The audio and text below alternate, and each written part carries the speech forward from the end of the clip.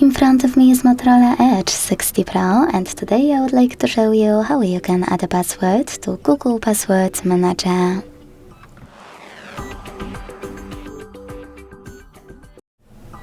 Begin by opening Settings and scrolling all the way down to tap on Passwords, Passkeys and Accounts. Then choose Open under Google.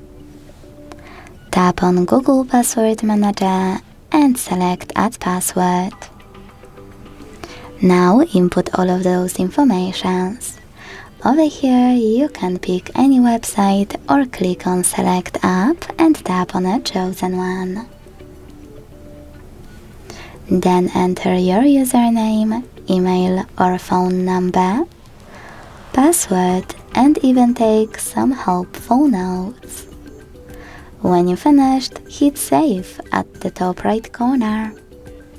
Thanks so much for watching. If you enjoyed this video, leave a like, comment and subscribe. Bye!